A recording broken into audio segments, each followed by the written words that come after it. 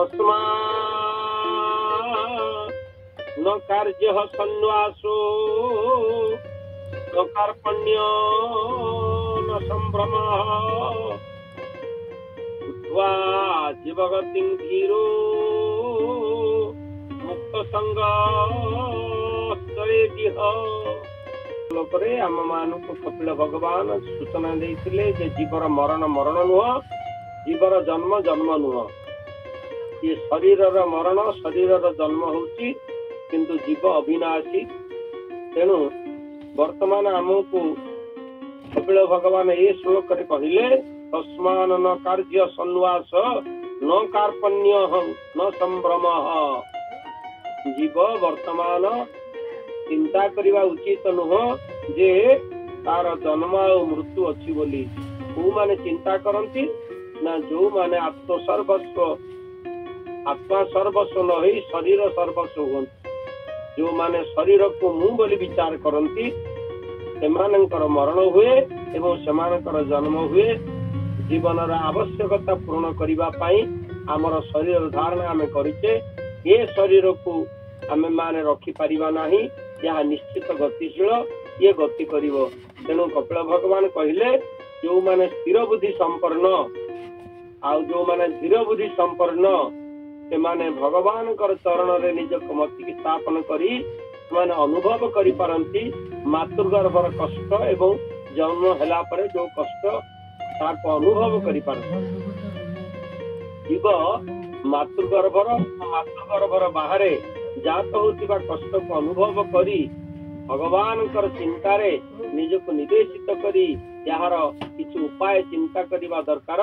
कौन कले पुनर्बार मो मातृगर्भ को आसबी नाही ए कथा को चिंता करी से तार कार्यक्रम आरंभ करिबा दरकार।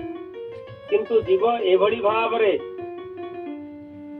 जगत सर्वस्व हो जाउची, जगत को मोर बोली विचार करी तार मध्य से लिप्त हो जाउची, भगवान को भूली जाउची, निजर आत्मा को भूली जाउची, शरीर सर्वस्व भाव रे काम करुची जा फल तार पुनर्बार जन्म एवं पुनर्बार मरण कथा।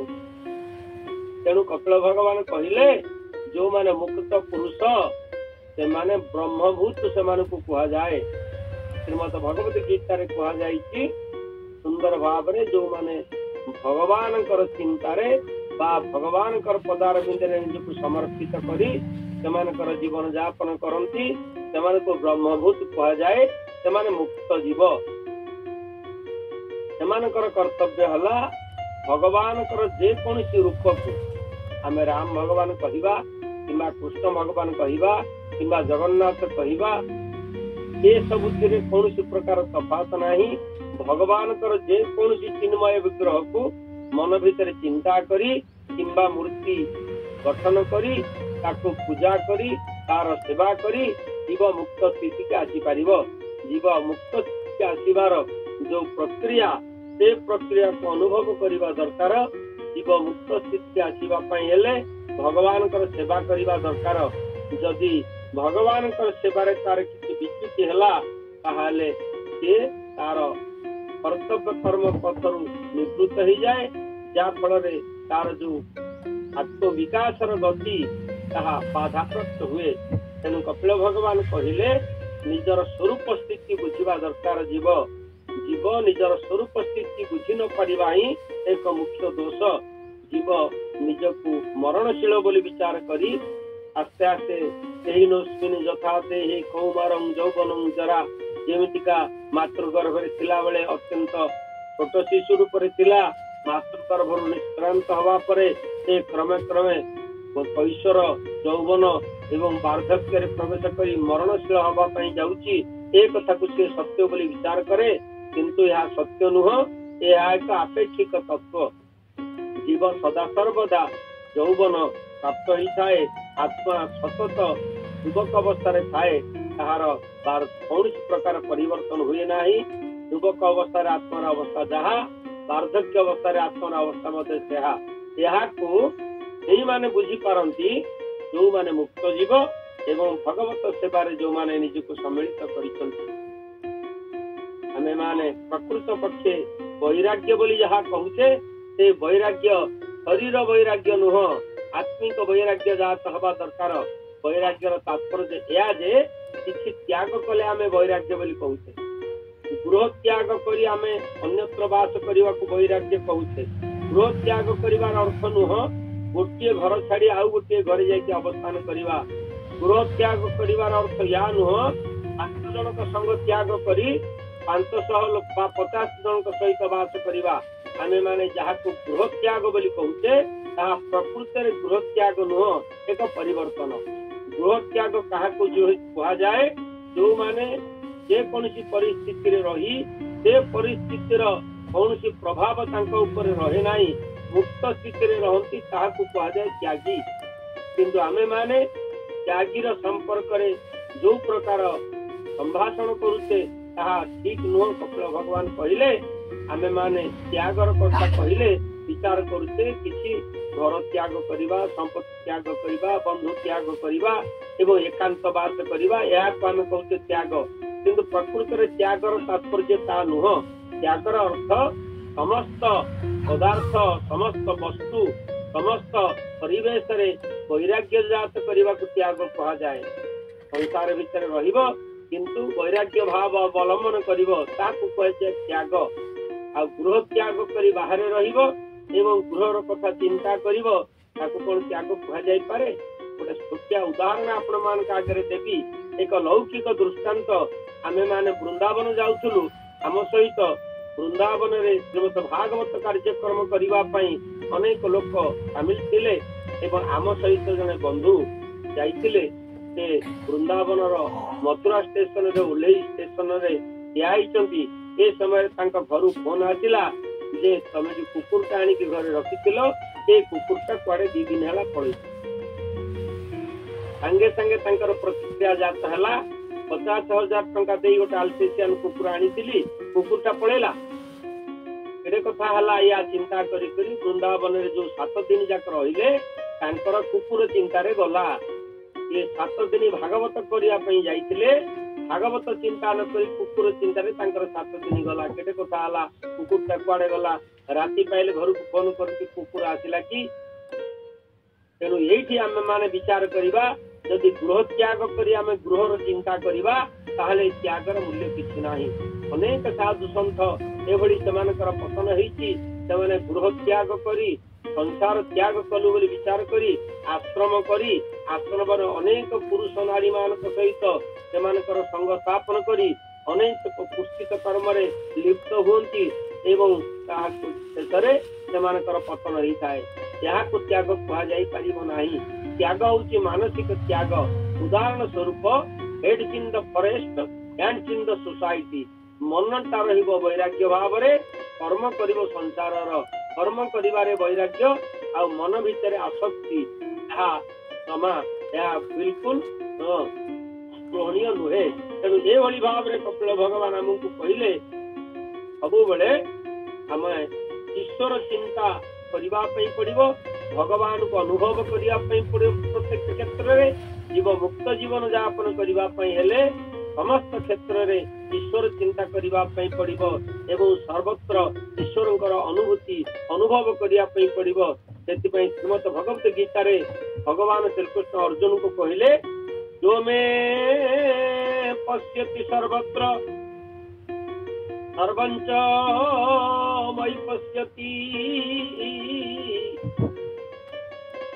ये मते सबुठारे देखे एवं मो भीतर समस्त देखे मु ताहाको केबे त्याग करे नाही बा ये मो ठारू भिन्न नुहे। तेणु ए भली भाव रे हममान को चिंता करबा पई हेबो। पुनर्बार कपिल भगवान कहिले जे कोनसी परिस्थिति रे आमे रहिले मध्य भगवान कर दान बोली विचार करी आमे संतोष भाव रे कालजापन करबा द्वारा आम मानकर विकास हबो। तेणु संतोष आमे लाभ करबा दरकार। कंदेई फळेई मुनिवरा क्षपयन्ति काला दुष्कै तृणै वनगजा बलिनो भवन्ति सर्प पिबन्ति पवनात् नहि दुर्बलास्ति संतोषमेव परम बलम त्रैलोक्ये। जो माने संतोष भाव रे जीवन यापन करन्ति सदा संतोष तुष्ट से माने भगवान कर चिंता रे मन को निवेश करि पारंती।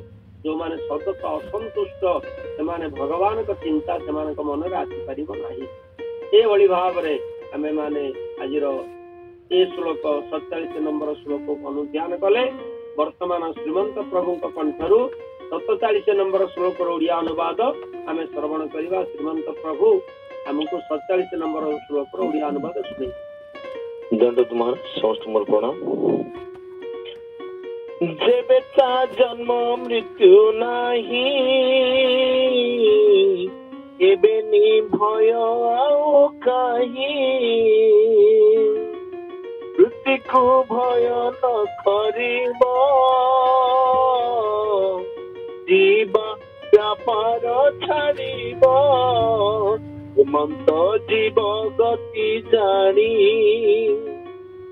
छाड़िब सबु संग पुणी गोविंद पदे चित्त जे प्राणी शिव अविरत माया बंधने न पड़िब एबे से मुक्ति लभिब माया लिभि जाओ मोर ए जीवन दीप लुह मोर सुखी जाऊ टिके आश्रा दियो श्री चरणी तुम ना बड़ रही थाऊ महाबाहु महाबाहु महाबाहु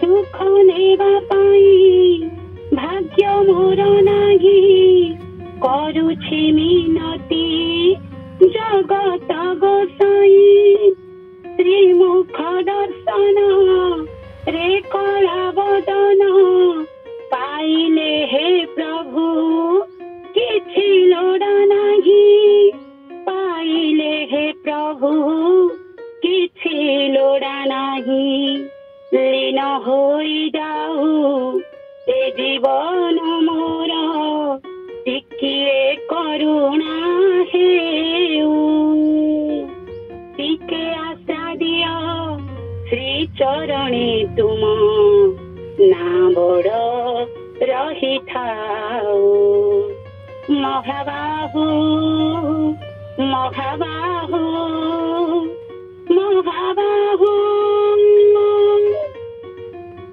त्रिभुवनपति अगतिर गति हुआ नाही प्रभु निर्दयते त्रिभुवनपति अगतिर गति हुआ नाही प्रभु निर्दयते पाप विनाशन रे चकानयन सुखी जाओ कंठ तो नाम को डाके सुखी जाओ कंठ तो नाम को डाके ठिया होई तोर 22 पहाचे पाद मोर थकी जाओ टिके आश्रा दियो श्री चरणे तुम ना बड़ रही थाऊ महाबाहु महाबाहु महाबाहु महाबाहु महाबाहु महाबाहु तृतीय स्कंद 31 अध्याय शेष नंबर श्लोक। सम्यक दर्शन या बुद्धिया योग वैराग्य युक्तया माया विरचिते लोके शरण्यस्य कलेवरौ। ये अध्याय शेष श्लोक कपिल भगवान अति सुंदर भाव तीनोटी जिनिस कहले। प्रथम उपयुक्त दृष्टि संपन्न, दुई भक्ति योग एवं तृतीय शरीर प्रति अनासक्त। ये तीनोटी भाव को आमे माने ग्रहण कले आमे माने निश्चित ଉପଯୁକ୍ତ ଭାବରେ ମୋକ୍ଷ ଲାଭ କରିବା, ଭଗବତ ଚରଣରେ ସମର୍ପିତ ହେଇପାରିବା। କପିଳ ଭଗବାନ ମାଙ୍କୁ ତିନୋଟି କଥା ଏ ଶ୍ଲୋକରେ କହିଲେ। ଗୋଟିଏ ହଉଛି ଉପଯୁକ୍ତ ଦୃଷ୍ଟି ସମ୍ପନ୍ନ, ସମ୍ୟକ ଦର୍ଶନୟା ବୁଦ୍ଧିଆ।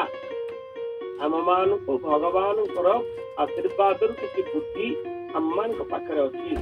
ସେ ବୁଦ୍ଧିକି ପ୍ରୟୋଗ କରି ଆମେ ମାନେ ଉପଯୁକ୍ତ ଭାବରେ ଜୀବନ ଦର୍ଶନକୁ ଅନୁଭବ କରିବା ଦରକାର।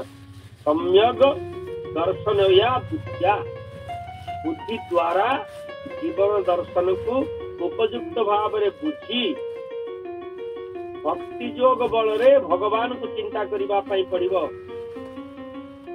ଭକ୍ତି ଯୋଗକୁ ଆଧାର କରି ଆମେ ଭଗବାନଙ୍କ ଚରଣରେ ଶରଣ ପଶିବା। ତା ଫଳରେ ଜୀବନ ପ୍ରତି ଆମର ଶରୀର ପ୍ରତି ଅନାସକ୍ତ ଭାବ ଜାତ ହବ ଏବଂ ଶରୀର ପ୍ରତି ଅନାସକ୍ତ ଭାବ ଜାତ ହେଲେ ଗୃହ ଏବଂ ପରିବେଶ ପ୍ରତି ଅନାସକ୍ତ ଭାବ ଜାତ ହବ ଏବଂ ଜୀବ ଅନାସକ୍ତ ଭାବରେ ପରିପୂର୍ଣ୍ଣ ହେଲେ ଭଗବାନଙ୍କର ଶରଣାପନ୍ନ ହେଇପାରିବ। ଯେମିତିକା ଆମେ ମାନେ ଗୋଟିଏ ବୋତଲକୁ ନେଇ ପାଣି ଭିତରେ ବୁଡେଇଲେ ବୋତଲ ଭିତରେ ଥିବା ବାୟୁ ନ ବାହାରିବା ପର୍ଯ୍ୟନ୍ତ ତା ମଧ୍ୟକୁ ପାଣି ପ୍ରବେଶ କରିପାରିବ ନାହିଁ। ଠିକ ସେଇଭଳି ଭାବରେ ଆମମାନଙ୍କ ଶରୀରରେ ଯୋଉ ଅନାସକ୍ତ ଭାବ ନାହିଁ ବା ଯୋଉ ପ୍ରକାର ଆସକ୍ତି ଭାବ ଅଛି ତା ଦ୍ୱାରା ଭଗବତ ଚିନ୍ତନ ଆମ ମନ ଭିତରେ ପ୍ରବେଶ କରିପାରୁନାହିଁ। ତେଣୁ ଭକ୍ତି ଯୋଗ ବଳରେ ଜୀବନକୁ ଅନାସକ୍ତ ଭାବରେ ଚିନ୍ତା କରି ଯଦି ଆମେମାନେ ଆଗକୁ ବଢିବା ତାହେଲେ ନିଶ୍ଚିତ ଭାବରେ ଆମ ମାନଙ୍କର ମୁକ୍ତି ସୁନିଶ୍ଚିତ। ଏ କଥା କପିଳ ଭଗବାନ ଆମକୁ ଅନ୍ତିମ ଶ୍ଲୋକରେ ସୂଚନା ଦେଲେ। ଆସନ୍ତୁ 48 ନମ୍ବର ଶ୍ଲୋକର ଓଡ଼ିଆ ଅନୁବାଦ ଆମେ ଶ୍ରୀମନ୍ତ ପ୍ରଭୁଙ୍କ କଣ୍ଠରୁ ଶ୍ରବଣ କରିବା। 48 ନମ୍ବର ଶ୍ଲୋକର ଓଡ଼ିଆ ଅନୁବାଦ।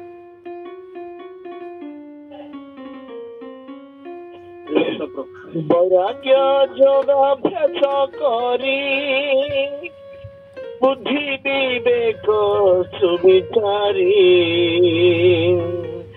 ମାୟାର ଚିତ ଏ ସଂସାରେ ସ୍ନେହ ଛାଡ଼ିବ କଳେରେ କେବଳ ଶରୀର ରଖିବ ଅଧିକ ଦ୍ରବ୍ୟ ପ୍ରତେ ଜୀବ ହରିଚରଣେ କରି ଧ୍ୟାନ ପାଇବ ତହିଁ ଜ୍ଞାନ ହରିଚରଣେ କରି ଧ୍ୟାନ